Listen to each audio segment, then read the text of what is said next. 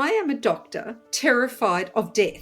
By ignoring death, I'd been ignoring life in a way. I had to then literally turn around and face my demons. I went and spoke to daredevils. What is it that makes people flirt with death and be fine with it? When you think about death and speak about death, life becomes all that much more precious. She died.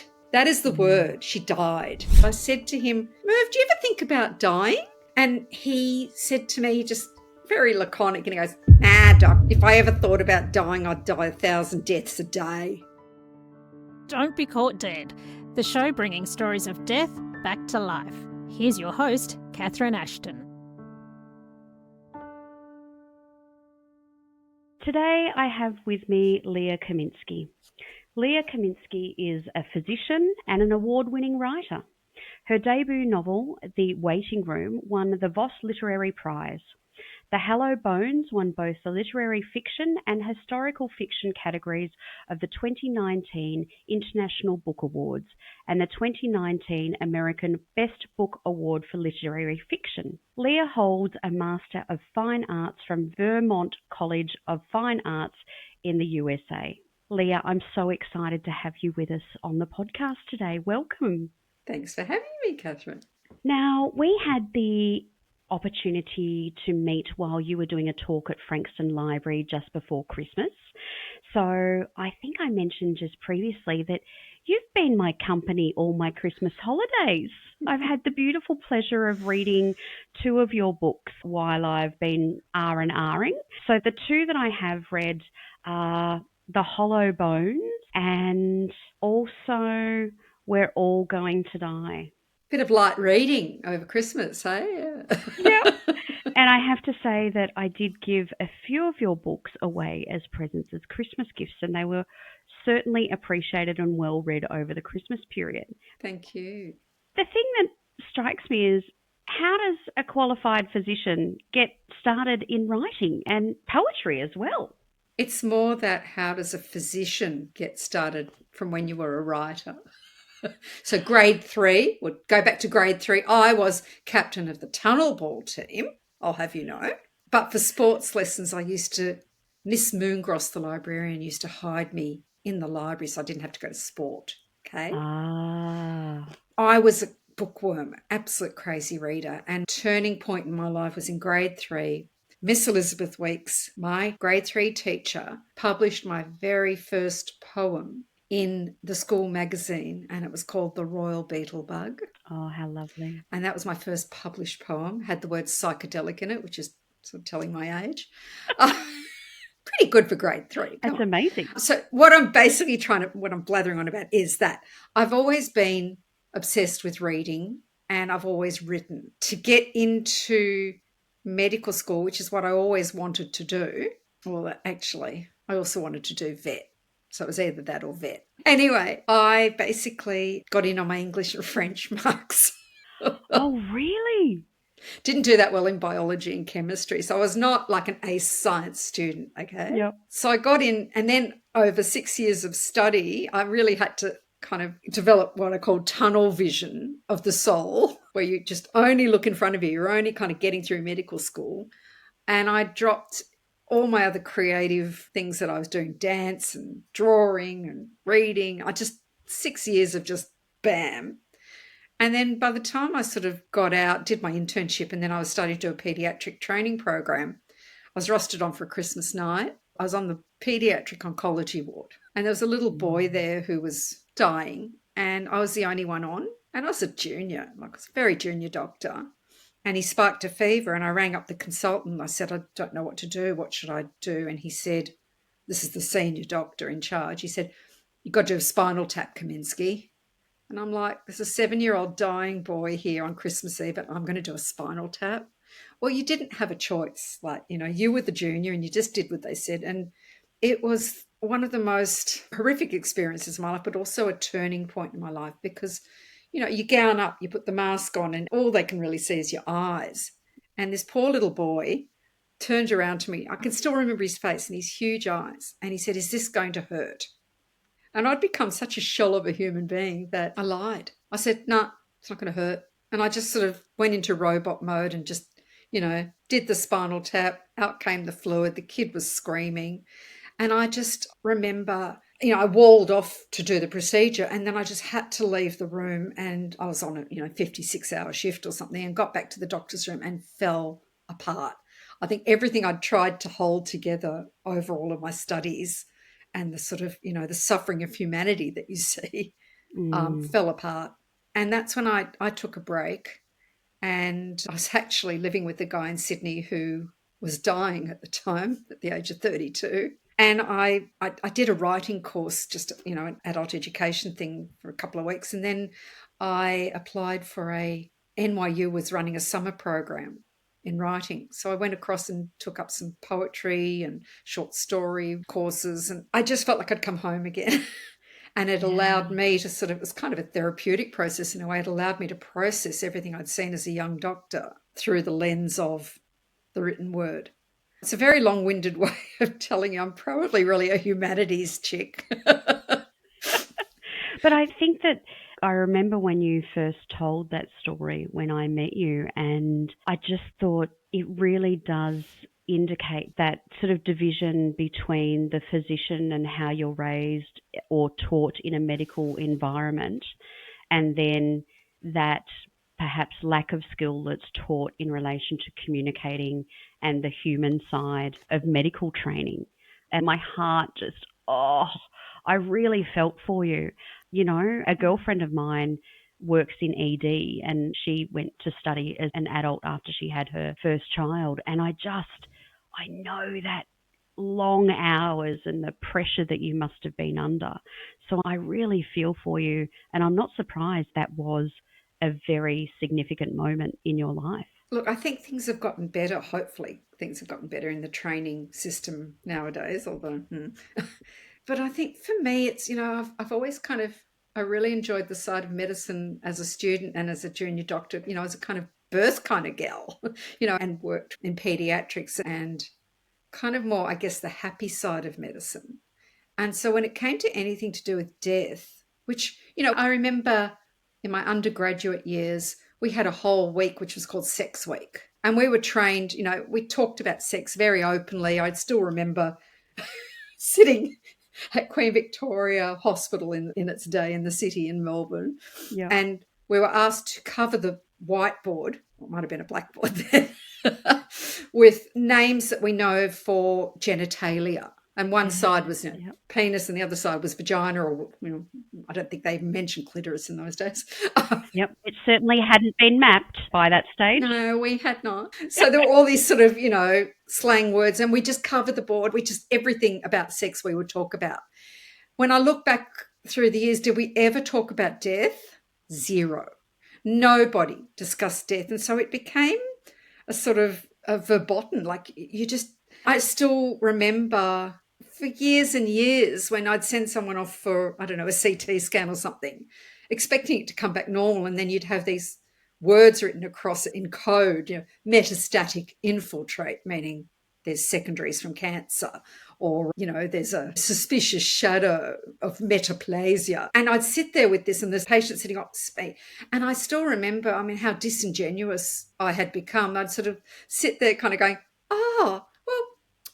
doesn't look too bad, and do anything I could to kind of gloss over it and then handball the patient off to the specialist. I'm just going to send you to someone just to double check because I'm not 100% sure, blah, blah, blah. Obviously I wasn't that callous, but inside I was terrified and I didn't have the skills. I was terrified of death. And I woke up one morning very well into my career with that realization that I am a doctor terrified of death and dying for that matter. And it's like, it's a pizza chef scared of his dough. Like, that's what I deal with. So there's this big gap in my education and in my maturity, I think. And that really set me on the path of, middle-aged goth girl exploration of death and dying. And that's when I started writing We're All Going to Die. And it started with this little boy, Joshua, back in those days when he turned around and said, don't lie to me. Is this going to hurt? And I said, no. And he said, don't lie to me. So I'd sort of been glossing over it for years and years and years. And Leah, was there one particular incident that before you woke up that morning? Was there something that led to that point that you went, oh, okay, I've actually got a fear of death and I probably need to think more about this? There were lots of incidents and it sort of built up. But I guess one turning point that occurs to me, I had a lovely old elderly patient called Merv. And, he lived on his own. I think his neighbour sort of looked into, throw some food at him occasionally. He had a lamb down the back of the garden and lots of stray animals around. And I walked in to do a home visit and he was poking some baked beans around a plate. And I got bitten by his duck. Wow, that really is a house call, isn't it? The duck never liked me. The duck was onto me. Because I'd sort of, jolly hockey sticks. Hi, Merv, how are you? La, la, la. Yeah. And then I said one day, I don't know why, I can't remember what prompted it, but I said to him, Merv, do you ever think about dying? And he said, because I was thinking, like, what's going to happen with you? Like, no one's looking after you. And he said to me, just very laconic, and he goes, nah, doc, nah. If I ever thought about dying, I'd die 1,000 deaths a day. It was in that whole sort of phase of me thinking, I've just got to get my act together, not only for me, but for my patients. Because I think if you're not comfortable talking about dying in my profession, let alone in society, then I think, it's not good. And Leah, had you had children at that stage? Yeah, I had 3 children. Yeah, I mean, if you stick me on an analyst's couch and, ask me why I was scared of death, it's pretty damn obvious. I grew up, my mother was wonderful, gorgeous, loving mother, but, she was a sole survivor at 21 of Auschwitz and Bergen-Belsen. So I had absolutely no family on that side. And I know she talked to me about it. She died when I was 21. She took an overdose. And so I spent a lot of my youth, as we all do, running away from. I then had to spend the rest of my adult life trying to recapture. And so I think for me, death was scary because it was traumatic death that I, osmosed as a child. And then as a 21-year-old, my mother dying also. So I think that, you don't have to analyse me very deeply to understand why I was terrified of all of that. But going on this journey, really, I think it's called a joyful book about death. That's back to front, but yeah, I love that. With the butterflies on it. I know. I did have a giggle when I read that, and I thought, oh, well, this is going to be a good read. Because I thought, my friends and family thought, oh, God, really, Leah, lighten up. And I thought, no, I've got to do this. And I'd never been to my parents' since my parents died. I'd never been back to the cemetery. So that was my first trip, go back. And I'm sounding very morbid, but No, it's not. I went and spoke to, I live around the corner from a cemetery and I'd never been there. And so I started walking around there and I found Sir John Monash's grave and, I spoke to the grave diggers there and the crematorium guy that runs the crematorium. They were actually such uplifting human beings. It was really quite fun in a strange way. And then I was starting to read a lot about death and thought, oh, this is going to be really depressing. But then I read about a place that had opened not long before called the Morbid Anatomy Museum in New York. And yeah, that sounds amazing. I got my inner goth girl on, middle-aged goth girl. Yeah. And I applied. I said, would you like a writer in residence? And they were like, yeah. And I went over there for a month and I got to sit in this museum that was just, it's not there anymore. I think it closed up about a year ago. It was mad. They had taxidermy classes and workshops.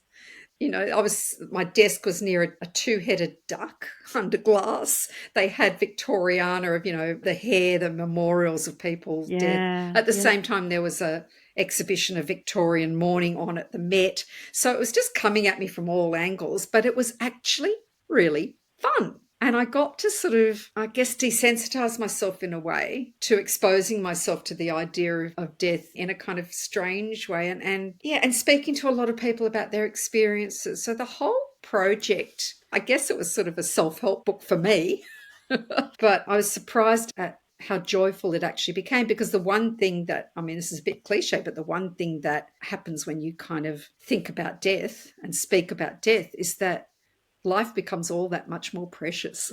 Otherwise, I think we go through life thinking, oh, well, I've got forever. Well, you haven't. I totally agree with you on so many things that you're saying. Obviously, I stumbled into this world that I'm now involved with, and for me, it was about education and making sure that there was a platform for people to learn about the myriad of choices and options. And the one thing with all of and very similar to you, the one thing that I've found is that it has taught me more about life than what it has actually about death, because death is really just another part of the life cycle, and it does all talk about how we live and what we value. And so it really is also, when we think about it, it's about our history and who we've come from and our heritage, and it is all associated with people who have passed and died. Absolutely. I mean, my mother's sort of, sitting in the corner of the room here, chain smoking. Yeah, And going, yeah. what are you doing talking about all this stuff? You should have been a lawyer. Yeah, I could still, yeah. and she's been dead for years and years, but I still, not in a woo-woo way, but she's present. She's in me. I hear her voice. I hear her wisdom.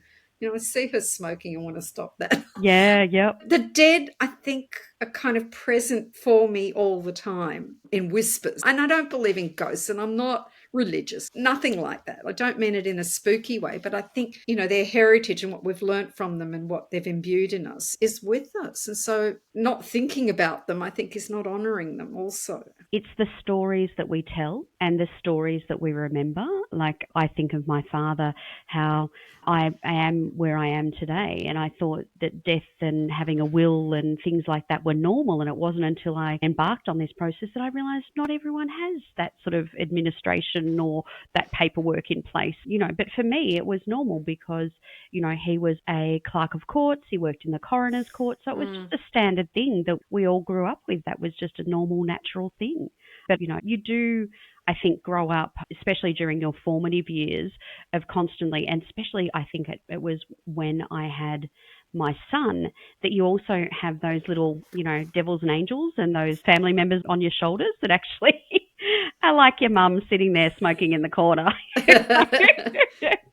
telling you different pieces of advice. So yeah, but one of my clients said to me that we were talking about she'd lost her husband, and we were talking about the stages of grief, and I was sort of kind of quoting Kubler-Ross and blah blah blah, and she goes, "Leah, you've missed the first stage of grief," and I'm like, "What? Hang on, I've written the book. What are you talking about?" And she goes, "It's admin." it is. It's exactly admin. And I was so delighted to see what you've been working on. Nobody guides you. I mean, there's guides to sex and there's guides to accounting and but there's nothing that guides you through the process, the administrative process that hits you straight in the face the minute someone close to you dies. And it's horrific sometimes. And people don't prepare for it. I've got a lot of families where you just can't talk about death or dying or what if, or would you think of putting an advanced care? They just will not talk about it. So you have to tread very gently. But I think society's a lot to blame for that too. We're a death denying society. And as you mention in your book, it's that medicalisation of death, that it no longer occurs in the home. It's sort of outsourced because generally we're living longer, so we're moving to residential care, aged care facilities. Out of sight, out of mind kind of thing. Yeah. Whereas, they used to be in the middle of the living room with everyone sitting the vigil. Yeah. Yeah, yeah. And the whole reason why the front room was called parlour in an old home was it was where you laid out your dead and people would pay respects. I think that I saw some of the houses, the older Victorian houses, were built with a little kind of alcove for the coffin. So if you walk through some of the houses, you'll see where they used to put the coffins. And And so with writing this book, and I'll move on to how it has become a theme in your writing across your novels and into your poetry as well. But with the research that you did with this book, how does death sit with you now, and how do you think that has influenced how you are as a physician? Oh, gosh. It's 10 years on, I think, since I wrote the book or thereabouts. Yeah. So I've gotten older. I certainly, after the writing of the book, felt much more at peace and able to talk. I did the circuit talking about the book a lot. And I think for me, by ignoring death, I'd been ignoring life in a way, because it was hanging over me the whole time as this dreadful fear. And I think that lifted. So I think it made me realize how much more precious our days are. And, yeah, I'll still lie on the couch and watch Netflix for forever and eat chips, but I can do that. Like, that's fun. I get to Yeah, choose now. yeah. So I think it's made me a lot calmer about things. And, it forced me to get my paperwork in place. I don't want my kids to go through what I had to go through and at 21 sorting through all my mother's stuff. So, I did a bit of Yeah. Swedish death cleaning and still can't throw out my children's drawings. Don't they hate me for it? I view that as their legacy that they have to actually organise at some stage in a big plastic box that I just give back to him. That's what I'm going to do. Yeah, so I think for me, it's just made me far more deliberate in my choices of what I want to do and less BS in my life, possibly. Yeah, yeah. And I've just really honed, yeah, what is it that lights me up and how can I contribute to the world and to other people? Sounds all a bit sappy, but I mean it genuinely. I think I've stopped just skating over things and just, oh, yeah, whatever. It totally makes sense, Leah. And the theme of death is certainly a very strong one throughout all of your writing. But what I find really interesting is the way in which you also have integrated history, like a lot of history in your novels. But it's not that I'm exhausted with statistics or anything like that. You've actually embedded it into your storytelling. I feel like I'm part of history as I'm reading it. It's a very beautiful thing that you've done. Can you talk me through your process and how you've perhaps done that over the series of novels that you've written? I think, I don't think it was anything I was really aware of. So Anne Michaels, who's one of my favourite authors, said, one book washes up on the shore of the next. And I think I can see the sort of evolution. I've written 14 books, so I can see, the influences of one over the other. And I've always been a poet at heart since grade 3. Yeah. It's more, I guess, the fascination with history comes from the fact that growing up, I didn't have any artifacts, anything from my mother's family. So I remember going to a junk shop and buying myself an old Marquisite watch and wearing it around and saying, oh, this was Oh, my grandmother's watch. Well, it wasn't. I lied. But it was more that, I didn't have any heirlooms or yeah. anything, not even a thimble. I didn't have photos of what they looked like. And also then, because my mother died when I was young, I know she had spoken to me about her experiences. And, I listened with half an ear. And when she died, I thought, well, she's had such an incredible life. I want to write her story. And so I took off, a week off uni and filled up the airpot and got exercise books and pens and thought, I'm going to start writing the book about my mother, and got 3 pages out. And I hadn't been listening. I was an Aussie chick and I wanted to be cool and into boys and didn't care about that, my mother's history. So that was really quite depressing for me. And I think I circled the next sort of 10 to almost 20 years of trying to write The Waiting Room, which is my first novel, because, my mother's story took up 3 pages on the page. That's all I knew. And there was no one to ask. Mm. I've subsequently pieced some stuff together. I married a genealogist and he's That's one found way to do it. That's like cheating on the test, isn't it? it is a bit. But even so, he's found 2 third cousins that we didn't know Yeah. existed. So what I had to do was, what if this was my mother's story? And so I took snippets of what I did know and wove a story around that. So I know what's real in the book, but I've had to, what if this had happened to my mother and what if she'd been there? And so in order to do that, I had to then literally turn around and face my demons. So I had to start reading about the Holocaust and the war and the atrocities committed. And the book was set in Haifa at the time of the Intifada. So I had to then turn around and look at that fraught history, which we're seeing, hideous results of now. And that's where that kind of weaving all that together. Yeah. And in order to write something that's based in history, you really need to know a lot. So I had to know, what were they eating and what did the streets smell like? And so I just, yeah, a lot of it was experiential. I'd go to the places or I'd read a lot or I'd interview people. But I think when you're writing fiction, you don't, place is a character in fiction, but I think you really need to make it incidental so that the reader doesn't really even It's not like an info dump. Mm. You have to have that as part of, secondary to your characters. And I really enjoy that. So then, in that book, I'd looked at the victims of war. In The Hollow Bones, the ones you've just read, which was my second novel, I then turned around and thought, well, hang on a minute. The main people that have been involved in most atrocities in the world, organised atrocities, have been scientists and doctors. So if I had been there at the time, if I'd been a German doctor, what would I have done? And I think I had to confront my own morality, and instead of sort of just simplifying it and saying, oh, they were just all evil, they weren't. They were ordinary people like you and me. And so I came across this character who was a scientist, a young German scientist who was a zoologist, a specialist in Tibetan birds, called Ernst Schaefer. So he's a real character. And I researched as much as I could about him because he got drawn into the Third Reich, Himmler's view of the world. They'd changed the whole scientific approach of the world. And the science was Welteisslehre, which is world ice theory, meaning that everything revolves around the Earth, and the moon is an icy moon, and it crashed into the Earth thousands of years ago and released the origins of the Aryan race and who bred with it was all mad, but it was a scientific platform. And this guy, my main character, embraced it in order to further his career. So he said to him, like, yeah, sure, I'll go to Tibet and I'll look for these, traces of this theory. So it made me think, God, what would I have done in that situation? And it was these tiny, small steps, slippery steps of amoral choices that led to this evil. I love the way in which you tell it because you're right. It's a very human story. And it's not like they were evil and, cloaked or anything like that.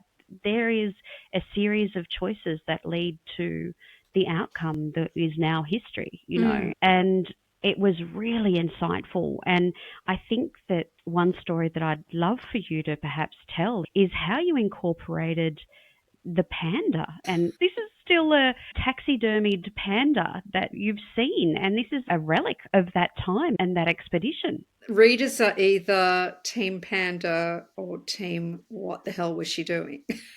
So Ernst Schaefer, explain that. Yeah. Ernst Schaefer was a zoologist in the 30s, German zoologist. And in zoology in the time, and to a certain extent still now, you need to shoot what you're studying. So he worked in America too at the Academy of Sciences in Washington. It was actually Philadelphia. And they were doing collaborative things where he was providing them with specimens. And he was one of the first people, I think the first person was Roosevelt, the second person was Ernst Schaefer, to shoot a panda in the wild. And so he had that baby panda cub shipped over to the States. And when I was researching him, I'd come up with, I'd found his field journals and, was having them translated and all sorts of things, his scientific drawings. And I actually, on book tour for my previous book in the States, I went to the museum and I asked the librarian, have you got any of his archives, Ernst Schaefer's archives? And she goes, oh, yeah. And she brought out 10 boxes.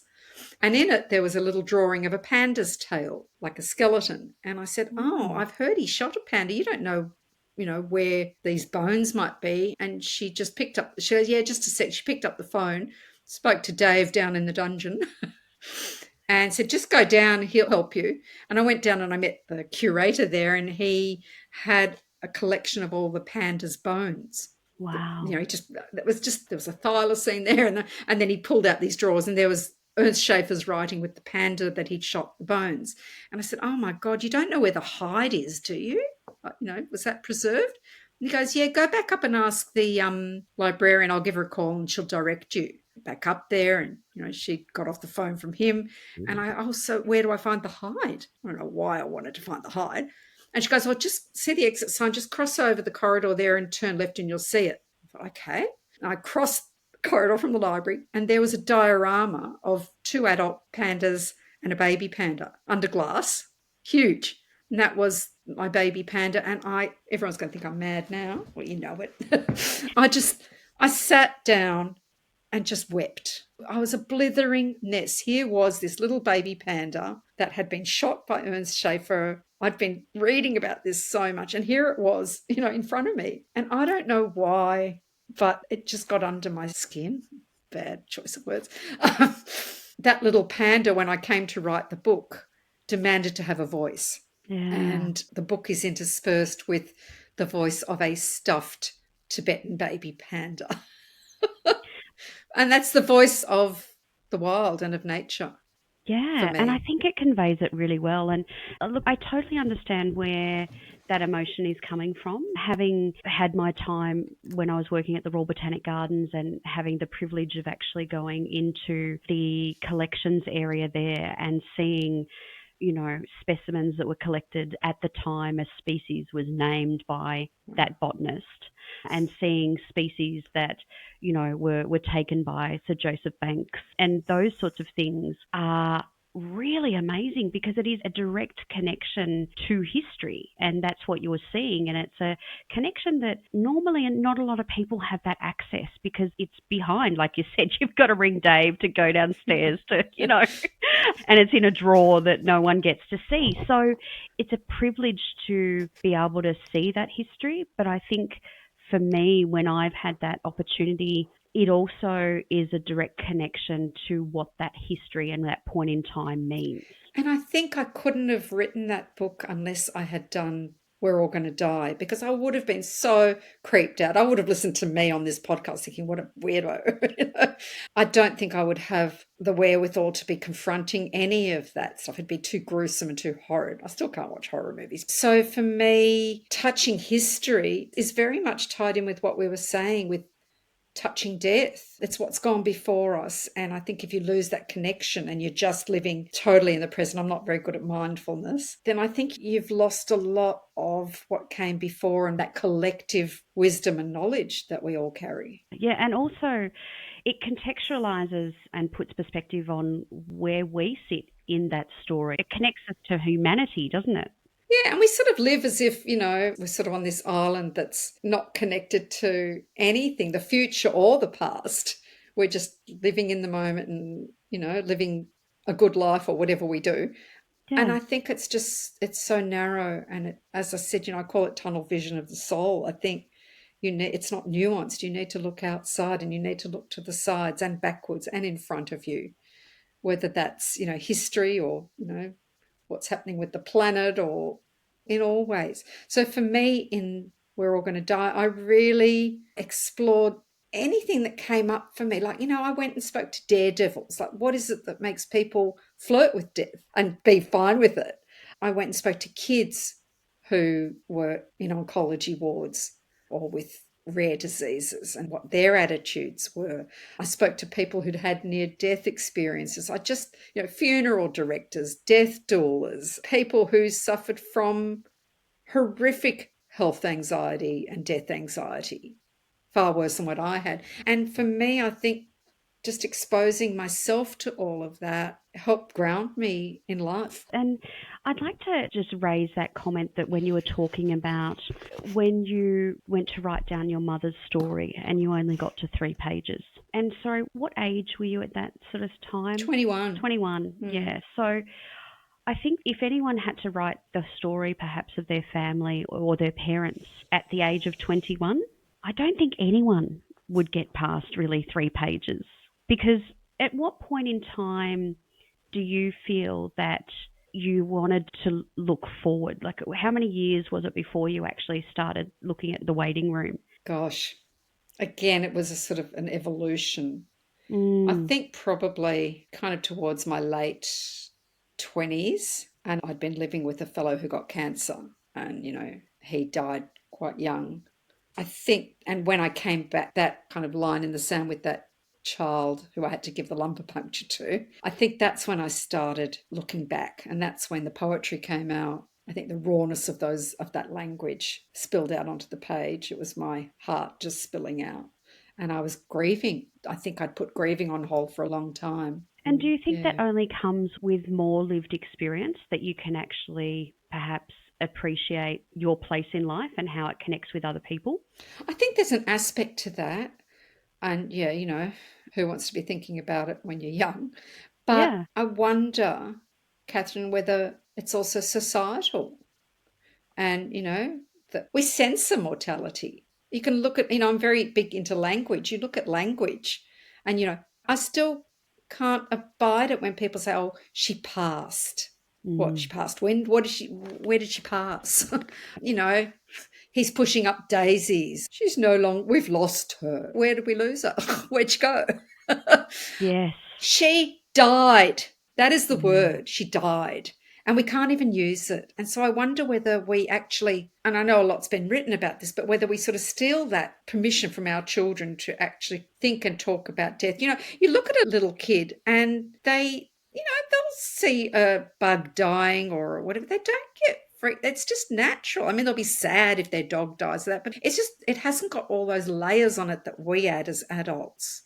Mm. So I wonder whether society was more open to discussing death in a healthy way, whether we would have to put all that on hold or it would just be a sort of a natural process. Children aren't brought to funerals a lot of the time. But you look back not that long ago and they were there. Yep. Well, when you think the nursery rhyme, Ring a Ring a Rosie was for children to understand, the Black Death and a way of, dealing with that. So Yeah. children have always been around death.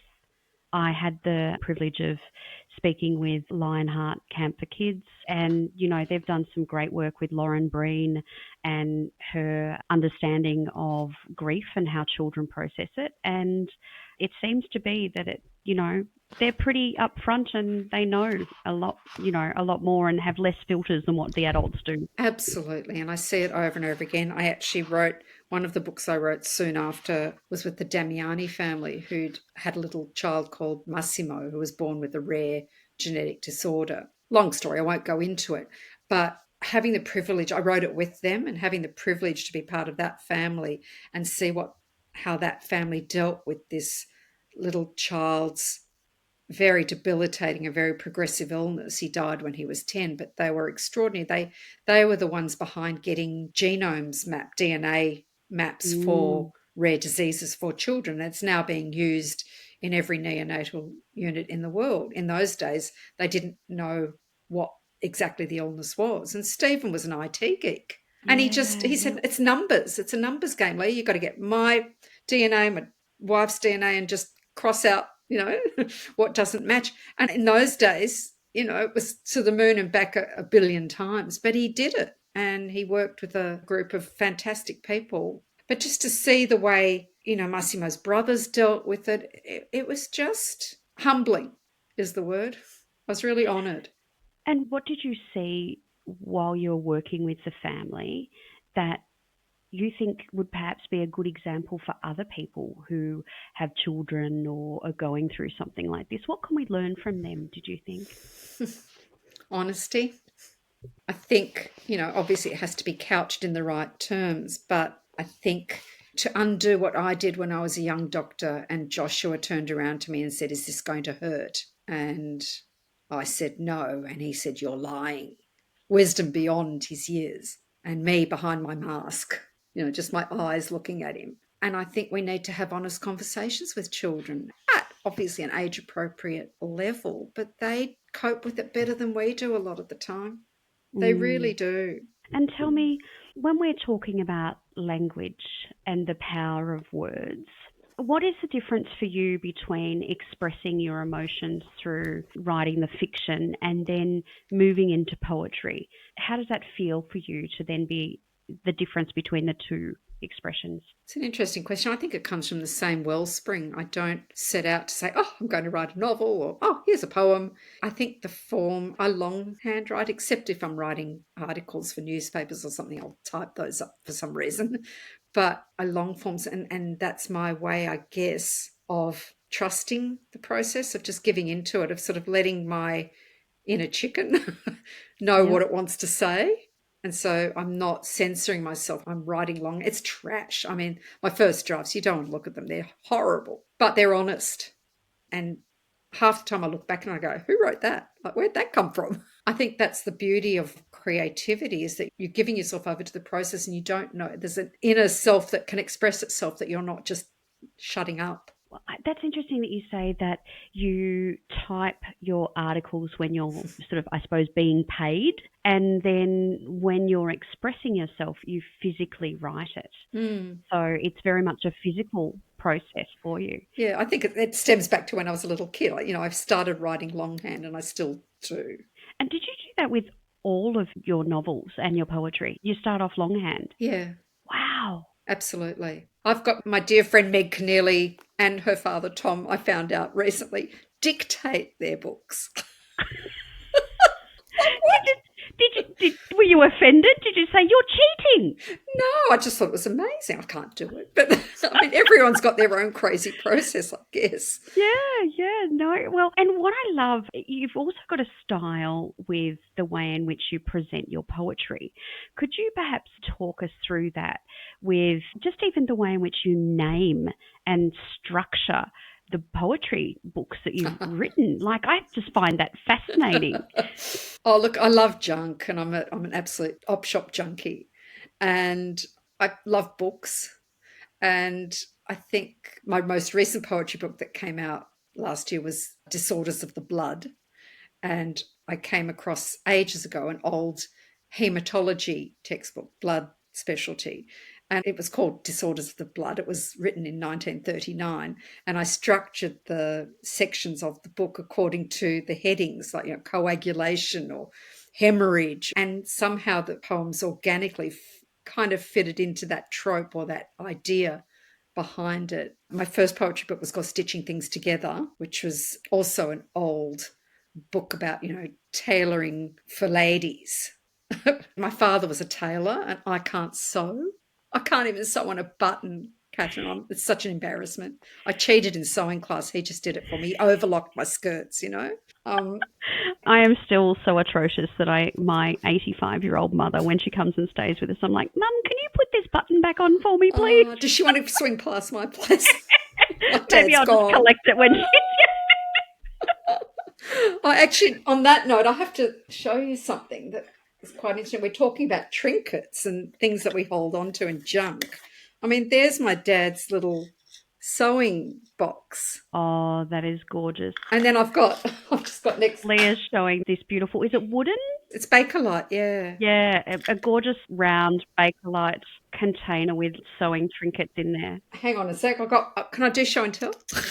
You can do show and tell, and I'll do the running commentary. How's that? And I've got Dad's little thimble. Hang on. Oh, how beautiful. His thimble also in a Bakelite container. With his little sewing box from the sewing machine. Oh, and then that this so is the gorgeous. pièce de résistance. This will We'll send have you. to get you to take photos and we'll share them on the show notes. Does anyone know what that is? I would say it's an eyeglass. It is. It was my dad's eyeglass. Oh my goodness. I don't know what you did with it. You washed your eye out. I don't know. I think you'd have a bit of Johnny Walker in it or something. I don't know. It looks like a shot glass. Doesn't and it's very thick glass, like old style Yes, glass. it's beautiful. Almost So, that Norton sort of, style. I feel like when I touch that, I recreate my father. Does that sound a bit weird?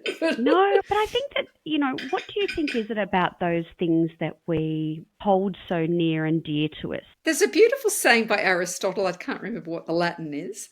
It's called, there are tears in things. And I've always found objects really interesting in that. What do they hold and what do they embody? And so for me, when I grew up without my family treasures, I had to create my own. And so now I have my parents' things. And when I hold them and I smell them, it just brings back the history. It brings back the memory and it brings back the dead. Does that sound bizarre? No, that's why we have memento mori and it's been done for centuries, because it is that connection, it is that way of keeping them. And smells, there are certain smells that will remind me of my mother or, it's very potent. It's really powerful. And I used to kind of get creeped out by it, but now it's actually soothing and makes me feel at home again. Yeah. And tell me, with everyone that you've spoken to and everything that you've experienced, what are the key things that you have taken away from what you've learnt about death through your writing and your poetry? It's really hard to not have it sound cliche, Catherine, but I think that it is part of life. If you think about it, not in a morbid way, but in a natural way. It helps us frame what we want to do with our small time on this planet and what matters to us. I think it's a big, am I allowed to swear? A big bullshit cutting factor. Oh, yeah, you just have and you're allowed to. It's Thank you. okay. We're all adults here. I think when it's sort of you come face to face with it, it distills the essence of what's important. You know, one thing I haven't mentioned, my son was 17 and we come back on a long haul flight and he'd gotten very sick with a gut illness. And a couple of days later, I was in the shower and he went to answer the door and he fell. He couldn't open the door and he was paralyzed in 3 limbs. He had a very rare condition called transverse myelitis where the lining of the nerves and the spinal cord, the myelin, was just sheared off from this horrible infection that he'd had. And it took him a year to recover. He had to learn to walk again. And so there I was, you know, on the other side of the fence looking at, and I've written about this quite a bit, but looking at my colleagues who are looking at the sort of, you know, moth-eaten spine of my son and telling me, you just be a mother, don't be a doctor now. You're the mother. And I'm like, I'm both. That was a really galvanizing, you know, when someone's so close to you and you don't know what's going to happen. That for me, again, was a big BS cutting factor and made me rethink, you know, I don't want to waste my life. I want to do things that really matter to me personally. You know, he's fine now and he's better. That was a long time ago.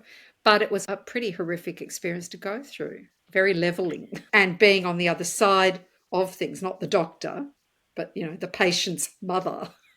Yeah. I can never look at parents of children who are ill again and not feel that very deep empathy. And what would you say to people who perhaps were like you or are like you were, I should say, that might have a fear of death and medical appointments and those sorts of things? What would you suggest given your, you know, process that you've been through? Look, it never goes away. You know, I'd be disingenuous to say, oh, look, I'm so zen now, I just float. You know, I don't. I think, you know, in particular, I deal with a lot of people with health anxiety. And I used to, I think, be far more flippant of it or dismissive of it or, you know, and now I understand it needs to be listened to. It needs to be taken seriously. And you need to understand what your patient needs in order to feel better about things. So do they need extensive investigations just because, you know, doing the Toyota service is going to prove to them that they're fine and then they'll go off and be happy? Or, you know, is there something underlying it? I think for me, the thing I've learnt the most, and this ties in with being a writer and a reader, is looking for the subtext, looking for what's not being said or what hasn't been put down on the page, in that you're listening for story. So if, you know, Mrs. Kafoops comes in to me for the 10th time in a month with a sore throat or I don't know, anything, I can then say, yeah, here's another lot of antibiotics, or there's nothing wrong with you, go home. Or I can say, I can turn around and I can say, what is going on in your life? Why are you getting this chronic whatever that you're coming in with? What's happening in your life? Now, I'm not saying it's all in the head, but I'm saying there's no, in my books, there's no dotted line between body and soul, call it what you like. And so I think for me, listening to the story is important across the board. And I'm not sure how that ties into death, but, you know, somewhere there. No, I think that's really good observation. And obviously, it sounds like you've become a much better practitioner. Oh, you have to ask my patients that. They probably think I'm dreadful. They're always waiting like half an hour. Oh, Leah, are you gas bagging again? I think that waiting for a doctor is a standard thing, that's for sure. I think my next book has to be on time management. Well, the first one was waiting room, so we well and truly got that one covered. That came out of my absolute frustration with waiting. I used to be the most impatient human being. I couldn't wait for anything. So it sounds like your entire collection of works is really a way of working through your therapy there, Leah. I think so. Well, the world is richer for it. Geraldine Brooks got it beautifully, if I can sum up. I listened to one of her Boyer lectures and it said, she was talking about home and the whole idea of home. And she said that the word comes from an Old Norse word called hemta, Heimta. It means to come home, but it also means haunting. And what it sort of came to mean for me is that really the ghosts, the haunting, the history, and what came before us actually brings us home into ourselves and our heritage and grounds us in where we came from. Wow. It makes perfect sense. And what a beautiful way to, I think, conclude our chat today, Leah.